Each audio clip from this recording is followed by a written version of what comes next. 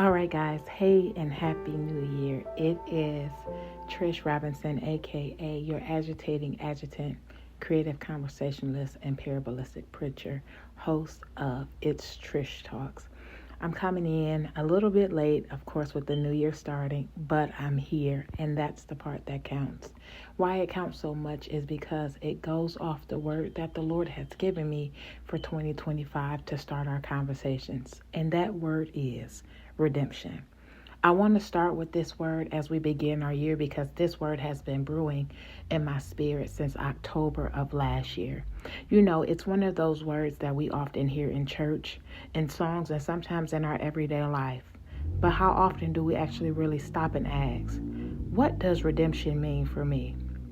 Not just as a concept or a biblical idea, but in the nitty-gritty of life, when the bills are due, the relationships are rocky, and you're simply just trying to figure out who you are and where you fit in this world, what does redemption mean for me?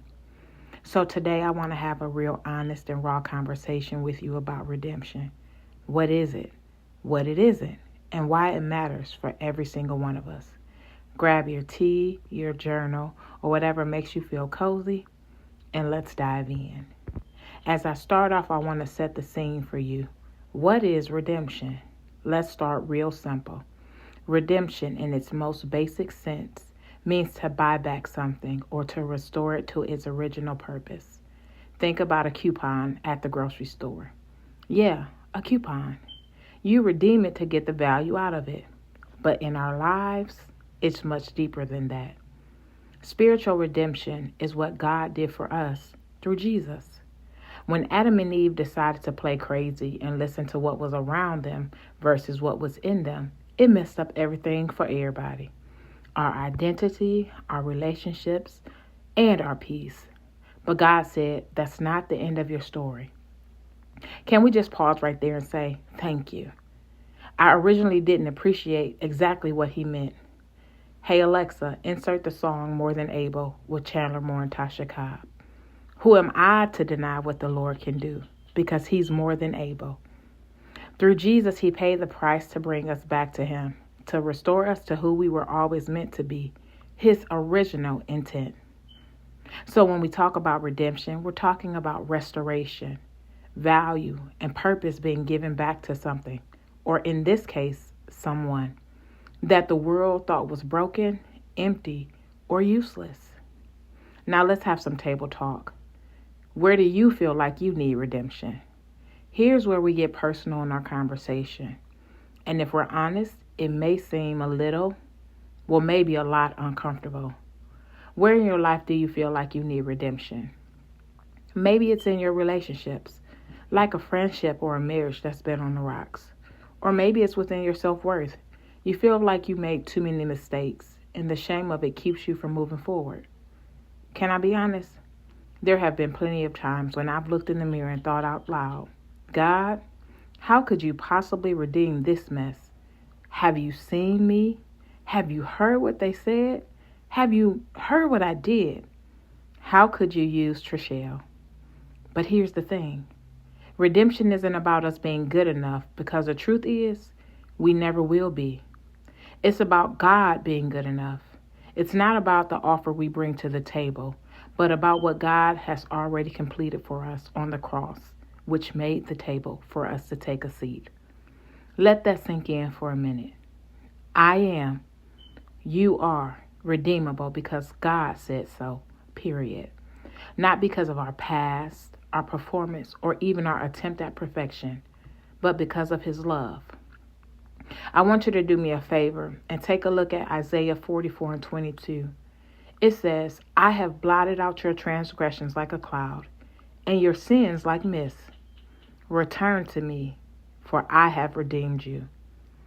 Do you hear the tenderness in that? God is saying, hey, I've already handled it. I've wiped it clean. Just come back to me. How many of us are walking around carrying guilt, shame, or fear when God is literally standing there with open arms saying, it's done. I've redeemed you. You know what? Let's make it even more simple because I know sometimes people just don't know how to personalize God's love.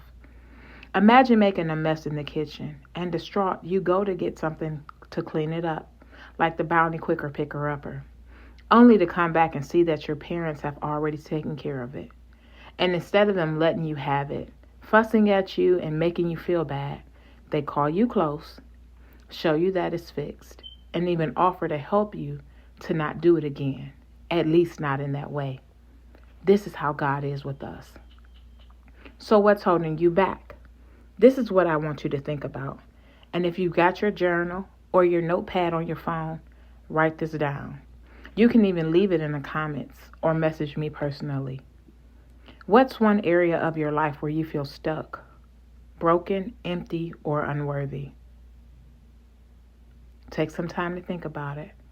And don't rush and put the thing that is obvious, but put the thing that you tried to cover up and hide from. Now, ask yourself, what would it look like for God to redeem you in that? I know, it seems far-fetched. You're thinking, Trish, it's way too late. The damage is done. But friend, can I tell you something? It's never too late for God. If he can redeem the thief on the cross in his final moments, he surely can redeem your situation, your heart, and your life. We have to learn how to live in redemption. And I want to give you some practical application. Each one of our conversations will kind of be like this, because I'm all about taking truth and applying it to our everyday lives. It's what I'm called to. This week, I want you to identify one negative thought or lie that you've been believing about yourself. Just one, y'all. Don't go down the rabbit hole, because then that turns into self-condemnation. And well, we ain't doing that. And then I want you to replace it with God's truth. For example, if you've been thinking, I'm not enough, replace it with Philippians 4:13.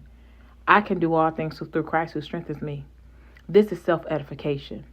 If no one else speaks well to you, you will. You might have to say it out loud every day. Write it on a sticky note or put it on your phone's wallpaper. Whatever it takes to remind yourself of God's truth until it's etched in your heart. Keep on echoing it in the atmosphere, because the atmosphere has ears. Before we wrap up and walk away from the table tonight, I want to leave you with this thought. Redemption isn't just a one-time thing. It's an ongoing process. I thank God he's not Walmart. There's no rollback, but there is a buyback. Every day God is working in your life to bring beauty from ashes, to turn your mourning into dancing, to make all things new. So let's lean in this week to see that. And let's start seeing ourselves the way God sees us, as redeemed, loved, and full of purpose. The episodes won't be really long unless he gives me a lot to say. So I just want to say thank you for taking the time to spend it with me. I'm so grateful for this journey we're on together. And remember, you're not too far gone, you're not too broken, and you're not too messy for God to redeem. Until next time, keep walking in redemption. Bless you all.